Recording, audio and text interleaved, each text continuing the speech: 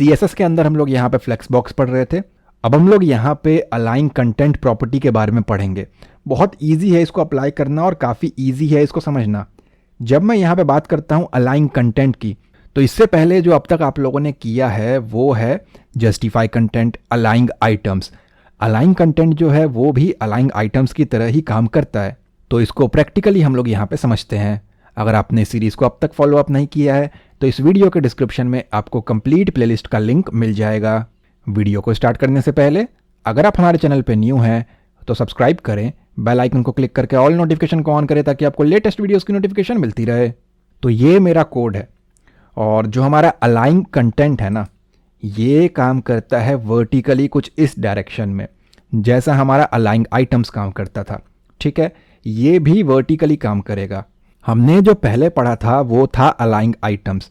वो हम यूज़ करते हैं कि सिंगल रो के ऊपर अगर आपको डील करना है, सिंगल रो के ऊपर आपको अप्लाई करना है, उस केस में आप अलाइन आइटम्स का यूज़ करते हो।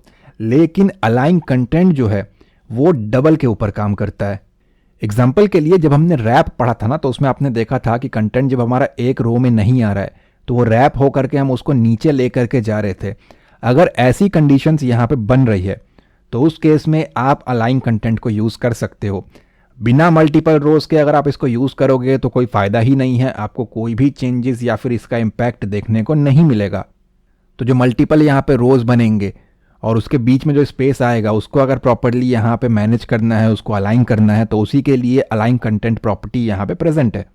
तो मैं एक काम कर रहा हूँ, ये जो हमने हाइट दे रखा है लेट्स मेक इट 350, तो कुछ ऐसा हो गया। और बाय डिफ़ॉल्ट आपको पता ही है फ्लेक्स आइटम्स की जो हाइट होती है वो स्ट्रेच होती है और वो कुछ इस तरीके से ही रहता है।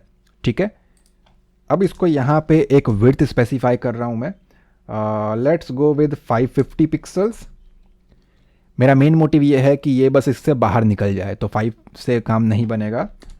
400 हम लोग यहाँ पे ट्राई करते हैं, तो आप देखोगे ये निकल गया बाहर। ठीक है,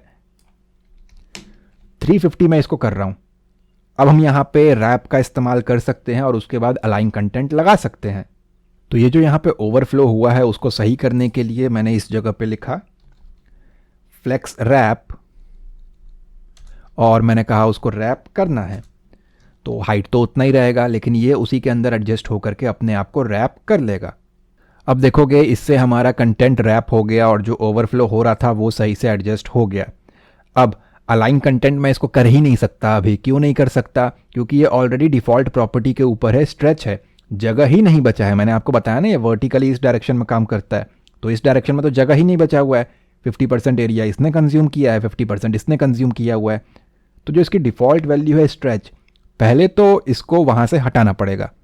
तो मैं यहाँ पे आकर के इसको कहता हूँ अलाइन कंटेंट जो है, जो हम सीख रहे हैं, उसको कर दे स्ट्रेच। अब बाय डिफ़ॉल्ट स्ट्रेच ऑलरेडी वो है, इट मीन्स कोई भी चेंजेस देखने को हमें नहीं मिलने वाला क्योंकि ये ऑलरेडी स्ट्रेच पे है। नेक्स्ट वैल्यू इसके अंदर आप यूज़ कर सकते हो फ्लेक्स स्टार्ट। तो मैंने कहा फ्लेक्स स्टार्ट कर दे। सेव एंड रिफ्रेश किया तो आप देखोगे ये छोटा हो गया, स्ट्रेच से हट चुका है और फ्लेक्स के स्टार्टिंग में जा कर के ये अपने आप को एडजस्ट कर रहा है। अब मेरे पास सफिशिएंट स्पेस है नीचे इसको प्रॉपरली डील करने के लिए और इसकी अलाइनमेंट एलोकेट करने के लिए। इसी तरीके से आप चाहो तो इसको फ्लेक्स एंड पे भी रख सकते हो। ठीक है, जब एंड करोगे तो इस जगह पे आ जाएगा। 1 जो है ऊपर रहेगा और जो हमारा 6 है या फिर 7 है ये वाला, ये उसके नीचे रहेगा। तो आप देखो 1 ऊपर है, वैसे ही आया, बस वहाँ से ऊपर से नीचे शिफ्ट हो गया। सिमिलरली आप चाहो तो इसके और भी प्रॉपर्टीज़ हैं और भी वैल्यूज़ हैं।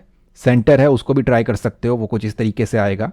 अब इसमें 3 न्यू प्रॉपर्टी भी है, वो है हमारा space around, space between, space evenly. हम इसको भी ट्राई करके देखते हैं।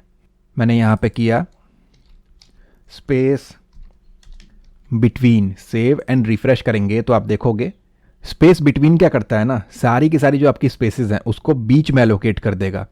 चीज़ें चली जाएंगी टॉप पे और बॉटम पे और सारा स्पेस आपका बीच में रहने वाला है।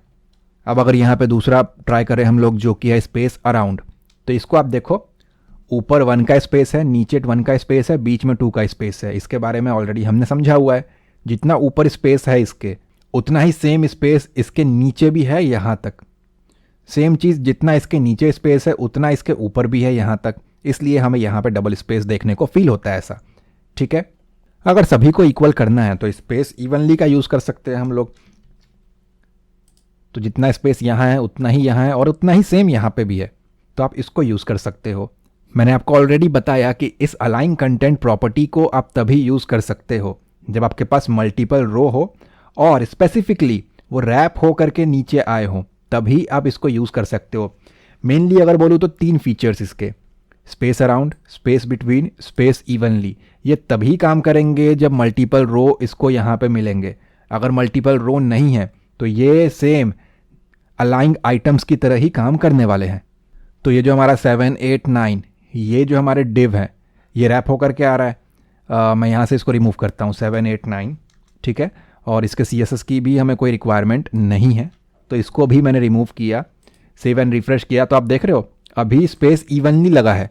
वो यहाँ पे था लेकिन ये सेंटर में आ गया। इट मीन्स ये सही तरीके से काम नहीं कर रहा है, इसने स्पेस बराबर बांटी ही नहीं। हाँ, आप ये बोल सकते हो कि स्पेस तो बराबर ही बांटा है इसने, जितना ऊपर है उतना नीचे है, तो उस कंडीशन से मैं इसको नहीं देख रहा हूँ। मैं ये देख रहा हूँ कि ये सेंटर अलाइन हो गया और इसने सही तरीके से काम नहीं किया। अगर मैं यहाँ पे इसको स्पेस बिटवीन कर दूँ, सेव एंड रिफ्रेश, तो भी आप देखो ये तो टॉप पे चला गया, फ्लेक्स स्टार्ट हो गया। और अगर मैं इसको स्पेस अराउंड कर दूँ तो ये सेंटर में आ गया, और इवनली पे तो ऑलरेडी सेंटर में था। इट मीन्स ये काम ही नहीं कर रहा सही से। तो इस प्रॉपर्टी को अगर आपको यूज़ करना है तो मल्टीपल रोज होने चाहिए और वो रैप किए हो, तब जा करके आप इसको सही तरीके से यूज़ कर सकते हो, वरना ये अलाइंग आइटम्स की तरह ही काम करने वाला है यहाँ पे। तो इसको मिनिमम 2 रो तो यहाँ पे चाहिए ही चाहिए, उससे ऊपर जितने मर्जी हो। कुछ इस तरीके से आप इसको यूज़ में ले सकते हो। आगे जब हम इसको प्रैक्टिकली कुछ वेबसाइट्स को क्रिएट करेंगे तो वहाँ कोशिश करूँगा कि आपको इसको मैं बना करके दिखाऊँ, और देखेंगे हम इसको रियल वेबसाइट के ऊपर ये किस तरीके से काम करता है और कैसे हम इसको यूज़ में ले सकते हैं। नेक्स्ट वीडियो का लिंक आपको डिस्क्रिप्शन में मिल जाएगा। मेरी पूरी कोशिश थी कि इस वीडियो के अंदर आपको सारी चीज़ें स्टेप बाय स्टेप बहुत ही ईजी वे में समझा दी जाए, और उम्मीद करता हूँ ये वीडियो आपको पसंद आया होगा। अगर ये वीडियो आपको अच्छा लगा है तो प्लीज़ लाइक करें एंड कमेंट में अपना फीडबैक ज़रूर दें। चैनल पे न्यू है तो सब्सक्राइब करें, बेल आइकन को क्लिक करके ऑल नोटिफिकेशन को ऑन करें ताकि आपको लेटेस्ट वीडियोस की नोटिफिकेशन मिलती रहे।